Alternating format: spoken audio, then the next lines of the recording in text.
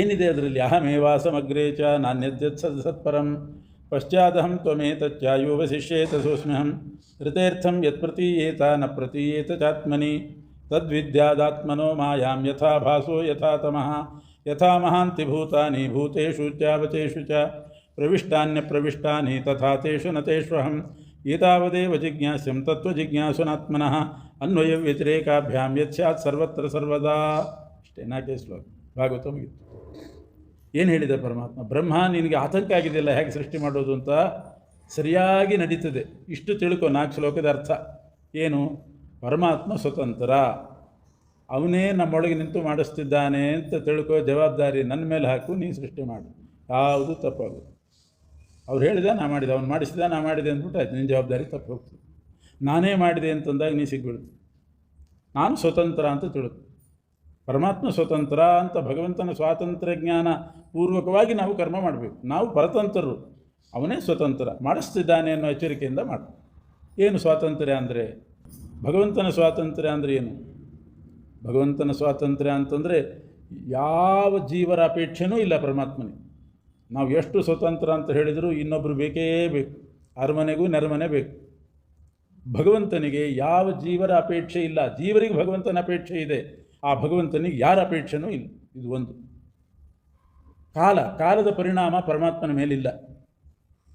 ನಮ್ಮಗಳ ಮೇಲೆಲ್ಲ ಕಾಲದ ಪರಿಣಾಮ ಆಗ್ತದೆ. ಕಾಲ ಹೋದಂತೆ ದೇಹ ಶಿಥಿಲ ಆಗ್ತಾ ಬರ್ತದೆ, ಶಕ್ತಿ ಕುಗ್ಗುತ್ತಾ ಬರ್ತದೆ, ತಲೆ ಬೆಳಗಾಗ್ತದೆ.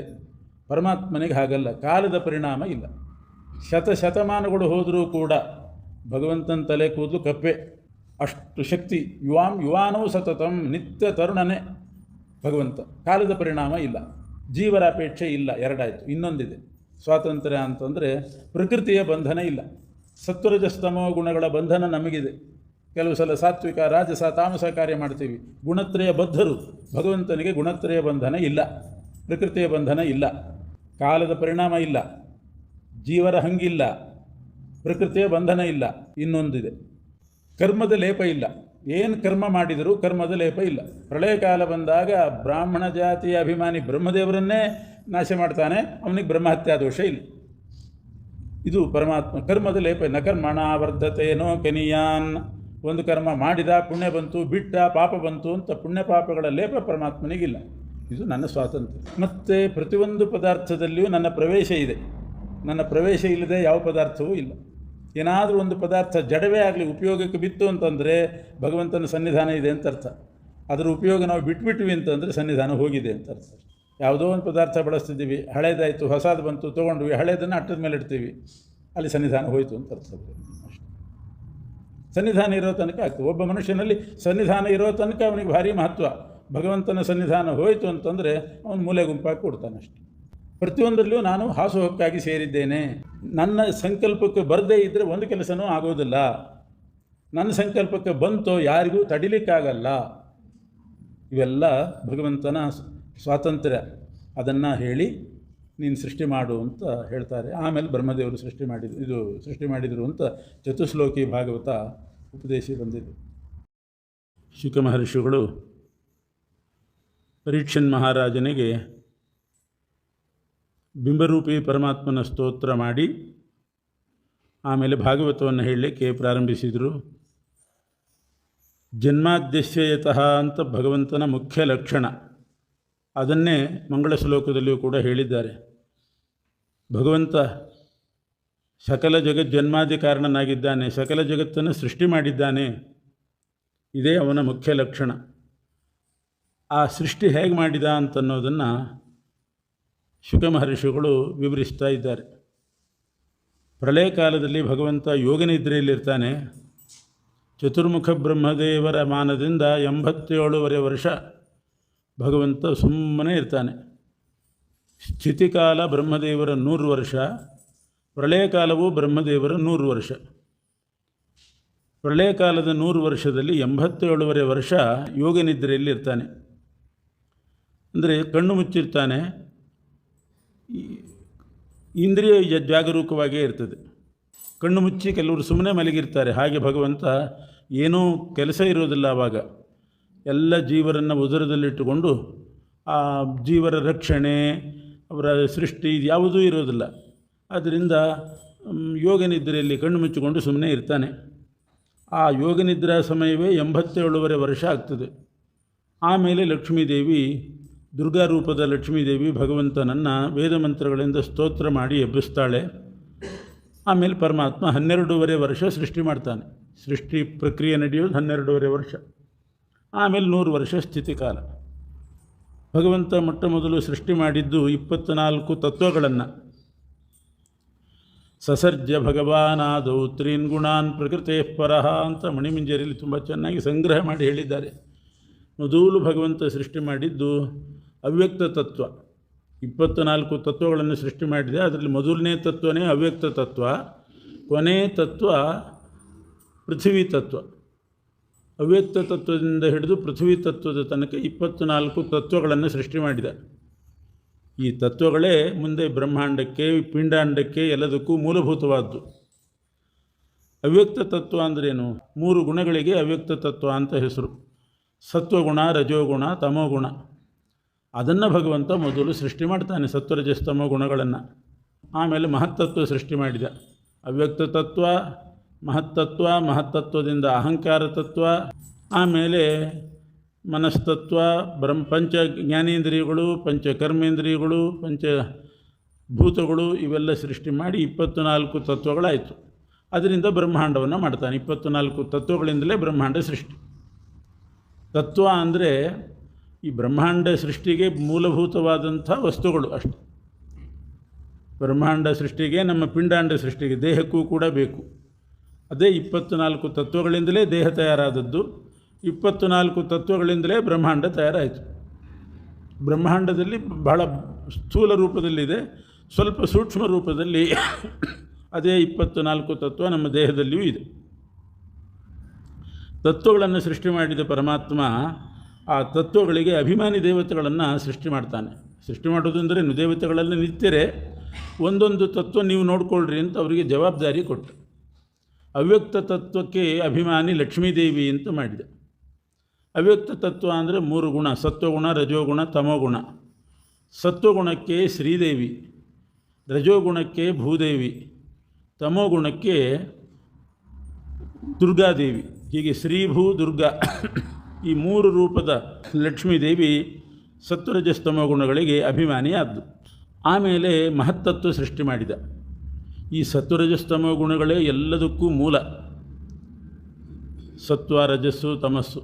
ಸತ್ವಗುಣ ಮನುಷ್ಯನನ್ನು ಸ್ವಲ್ಪ ಪರಮಾತ್ಮನ ಕಡೆ ಅಭಿಮುಖವನ್ನಾಗಿ ಮಾಡತಕ್ಕಂಥದ್ದು. ತಮೋಗುಣ ಭಗವಂತನಿಗೆ ಪೂರ್ತಿ ಬೆನ್ನಹಾಕಿಸೇ ನಡೆಸ್ತದೆ. ರಜೋಗುಣ ಮಿಶ್ರ, ಅದು ಸ್ವಲ್ಪ ಒಂದು ಸಲ ಹೀಗೆ ಒಂದು ಸಲ ಹಾಗೆ. ಇದು ಸತ್ವರಜಸ್ತಮೋ ಗುಣಗಳು.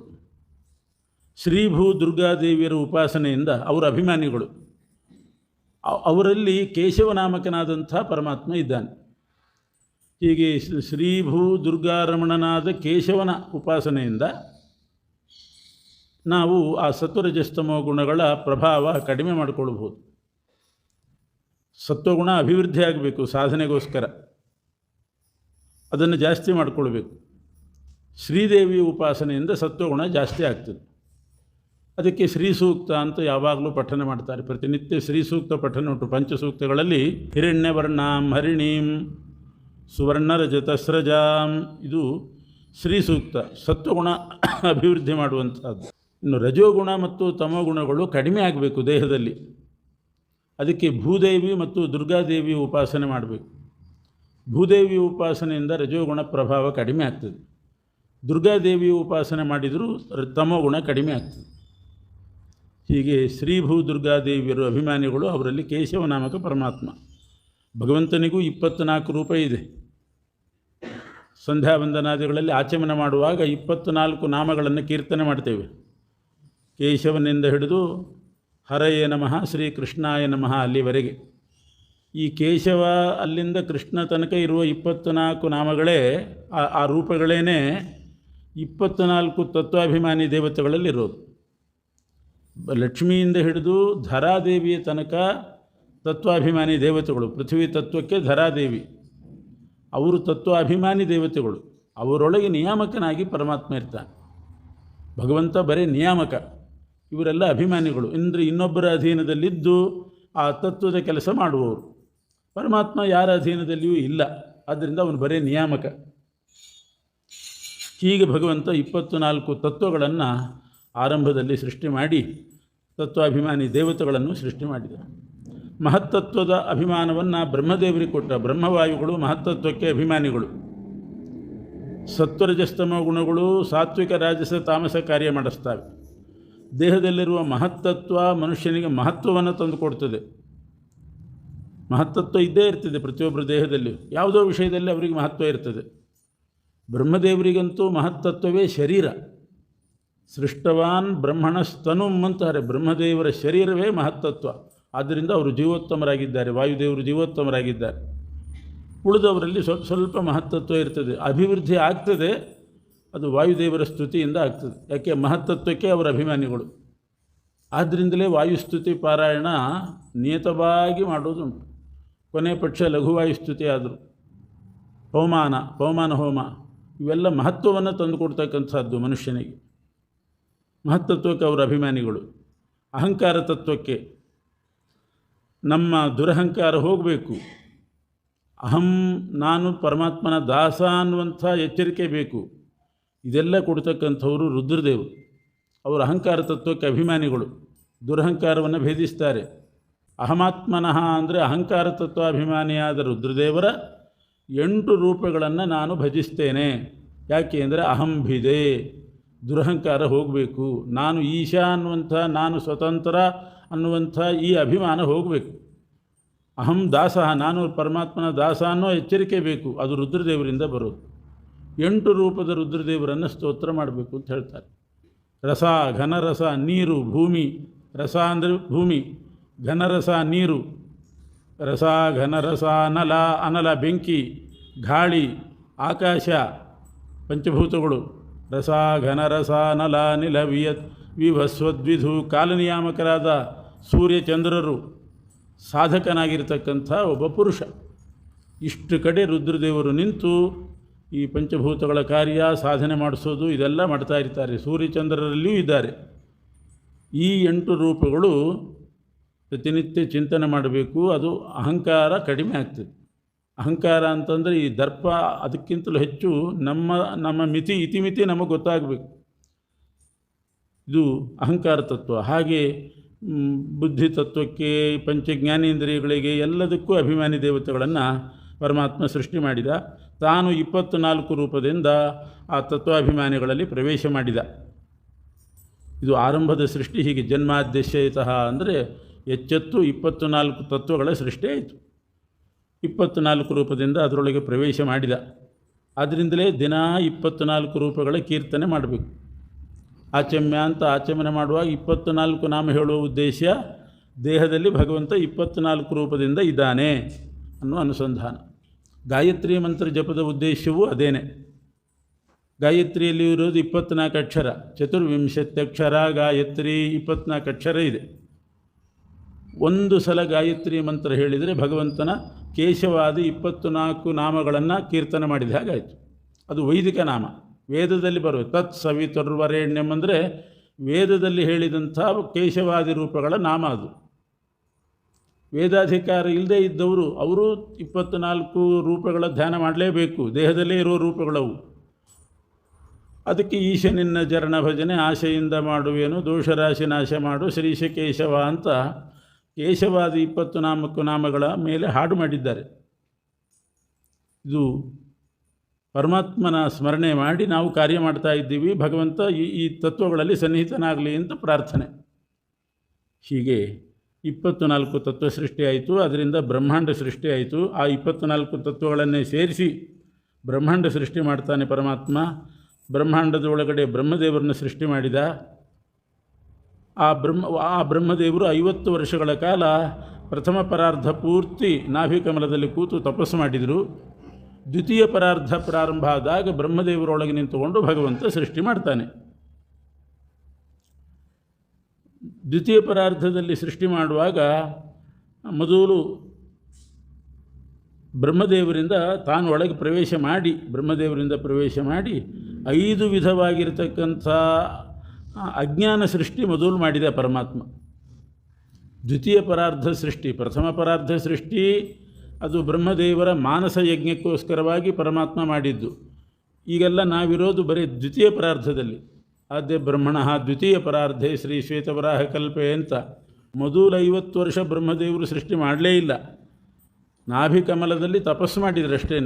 50 ವರ್ಷ ತಪಸ್ಸು ಮಾಡಿ ಆಮೇಲೆ ಪರಮಾತ್ಮನನ್ನು ಕಂಡು ಚತುಶ್ಲೋಕಿ ಭಾಗವತ ಉಪದೇಶ ಪಡೆದು ಆಮೇಲೆ ದ್ವಿತೀಯ ಪರಾರ್ಧದಲ್ಲಿ ಸೃಷ್ಟಿ. ಈಗ ನಾವಿರೋದೆಲ್ಲ ದ್ವಿತೀಯ ಪರಾರ್ಧದಲ್ಲಿ. ಇದು ಬ್ರಹ್ಮದೇವರ ಸೂಚನೆ. ಮೊದಲು ತಪಸ್ಸು ಮಾಡಿರಿ, ಆಮೇಲೆ ಸೃಷ್ಟಿ ಮಾಡಿರಿ ಅಂತಾರೆ. 50 ವರ್ಷ ಗೃಹಸ್ಥಾಶ್ರಮ, ಕೊನೆಗೆ ಸೃಷ್ಟಿ. ತಪಸ್ಸು ಮಾಡಿದರು ಬ್ರಹ್ಮದೇವರು, ಆಮೇಲೆ ಸೃಷ್ಟಿ ಪ್ರಾರಂಭ.